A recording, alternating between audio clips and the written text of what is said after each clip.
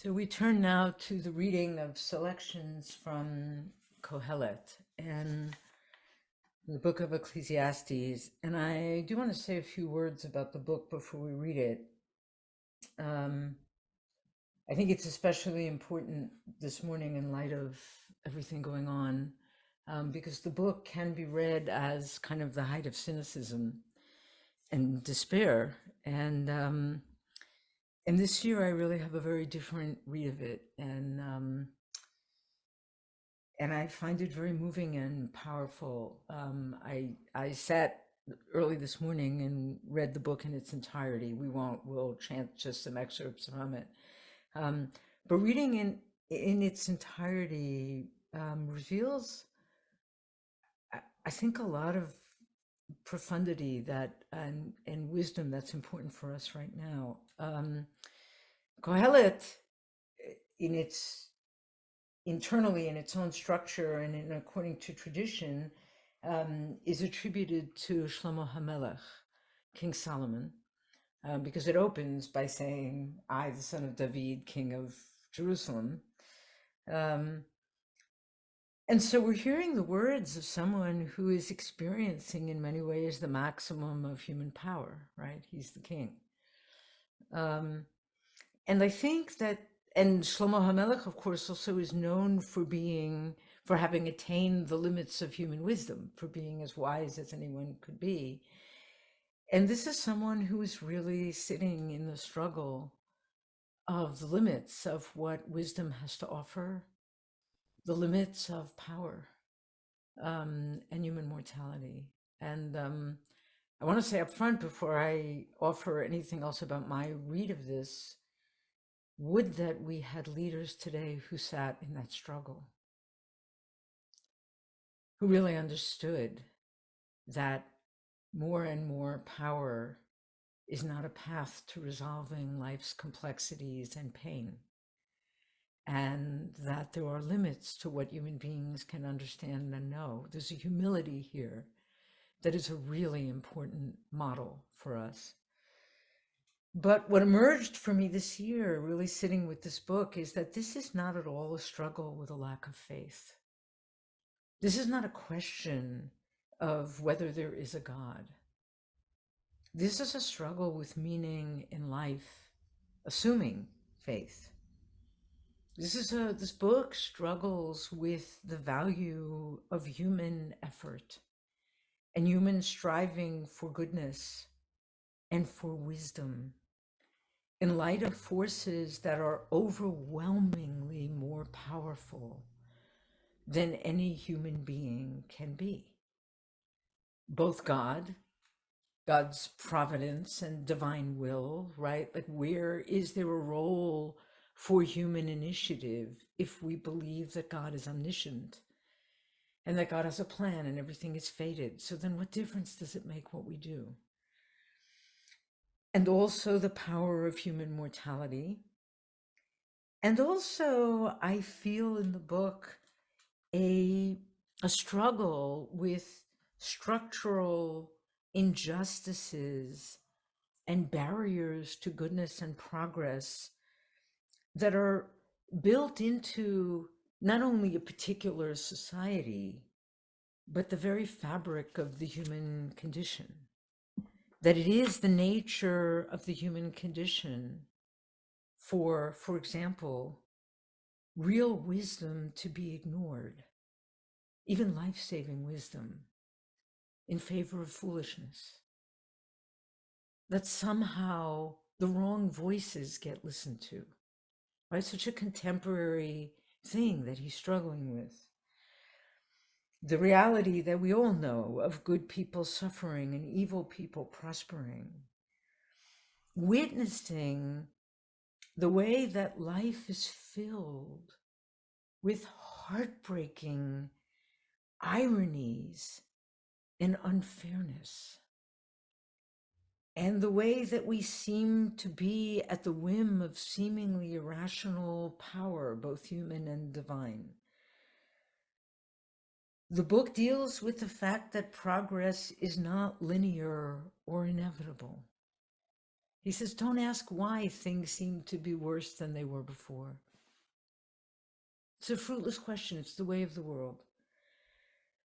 And also, he's struggling with the reality that there isn't always a savior and protection against human evil and oppression.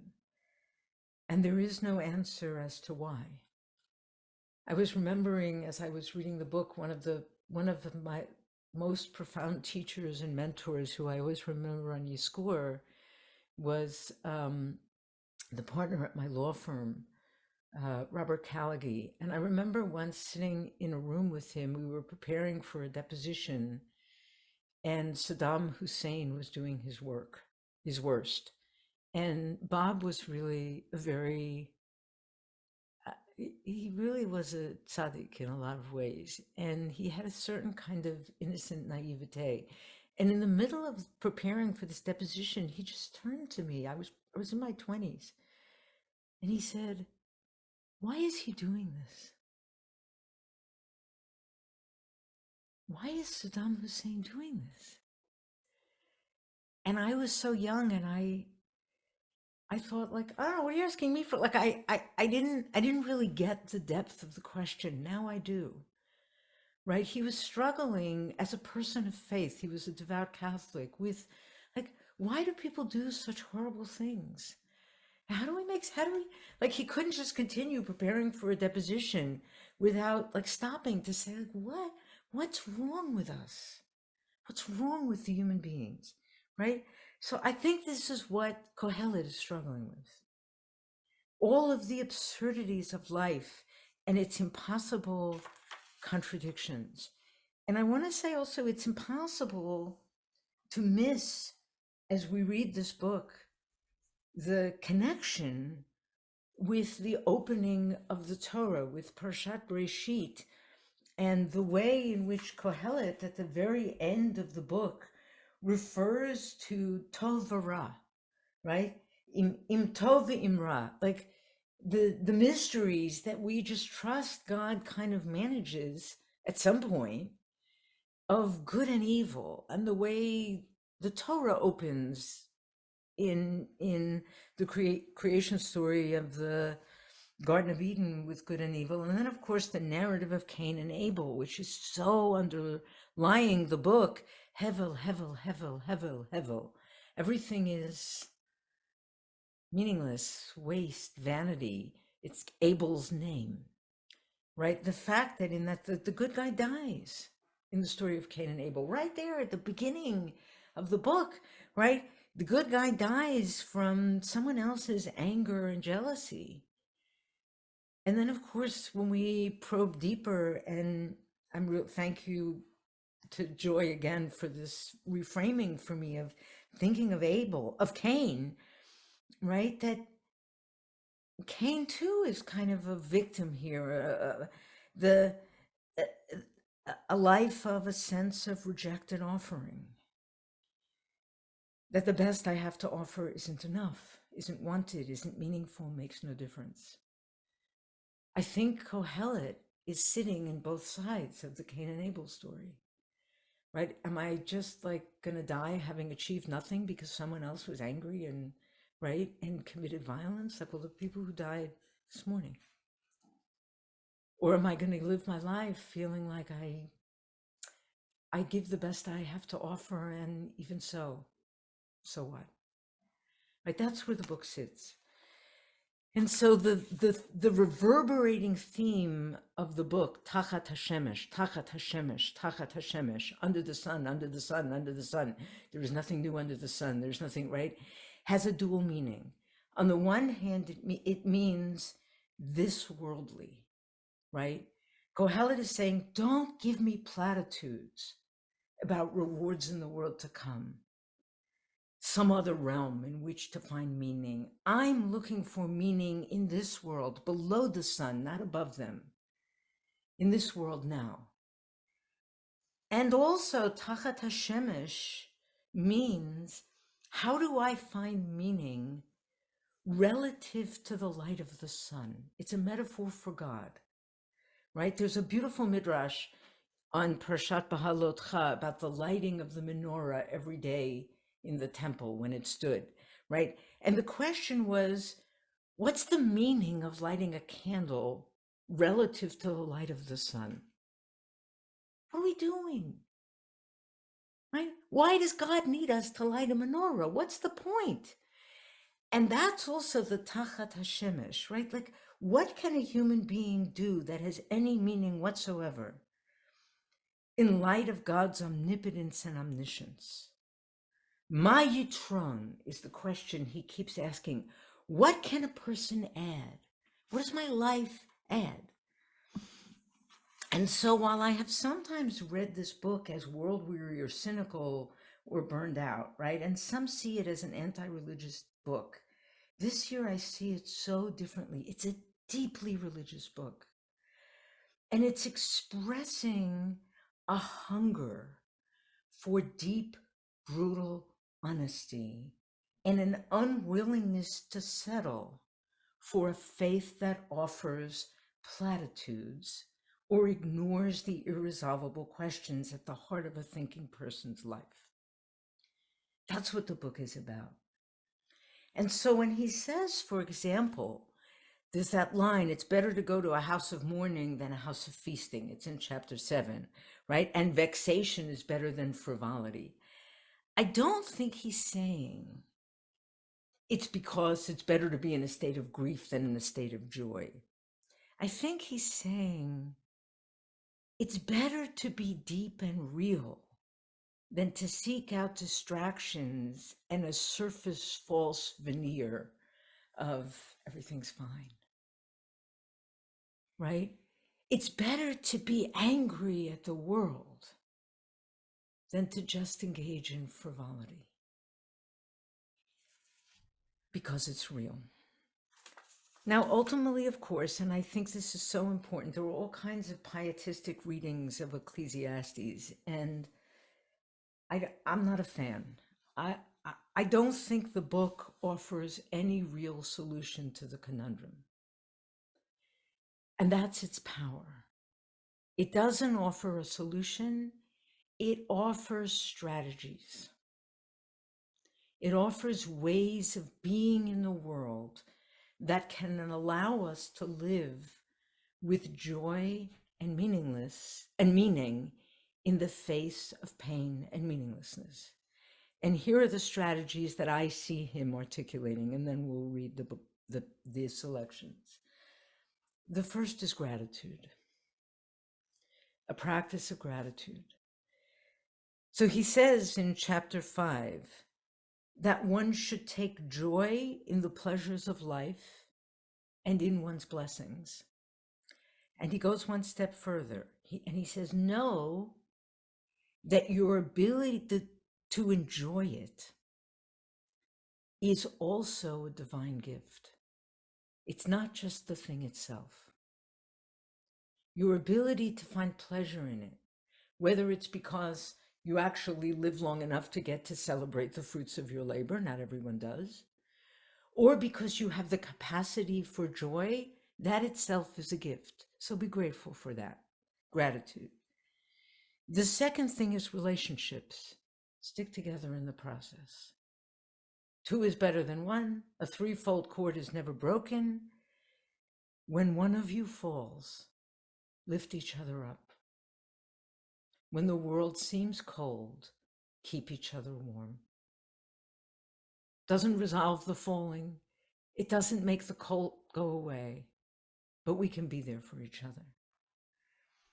The third is lean into the upside of the limits of our knowledge and our wisdom and our humility. The book says the same thing in two different tones of voice. It says, who knows what impact we have in the world? Is any of this meaningful? Who knows?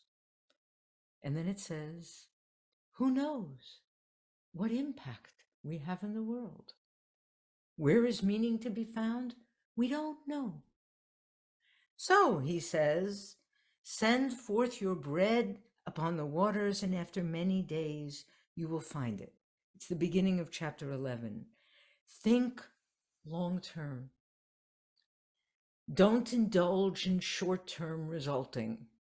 The thing I did didn't lead to the result I wanted today, so it was worthless or a bad decision. No. Who knows where it's going? You don't think butterfly effect. You have no idea the ripple of your deeds in the world. And there's comfort in that. The fourth thing is, don't let the perfect be the enemy of the good. Do what you can do, and don't wait for the perfect opportunity when the stars are perfectly aligned and you know you will succeed. He says in chapter 11, if you watch the wind, you will never sow. If you observe the clouds, you will never reap.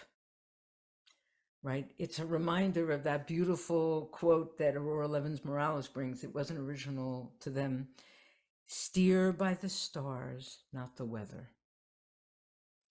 You can't watch the weather report and evaluate the conditions in this moment and make a determination about whether to move forward and the value of your efforts.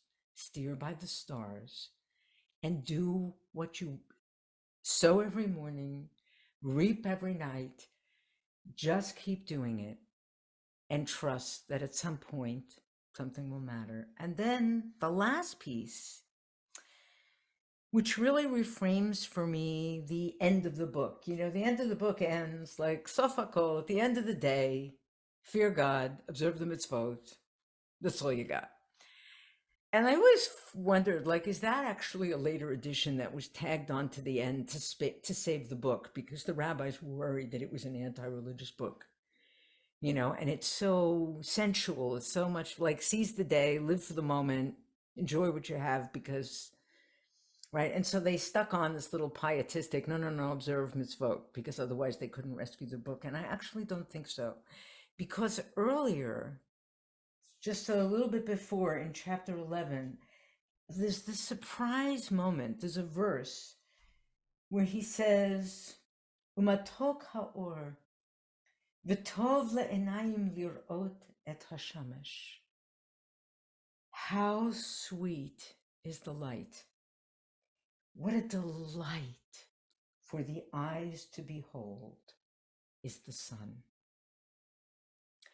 And if the sun, as I said, is a metaphor for God, right? Tachat Hashemesh. What meaning is there for a human being in the face of divine power?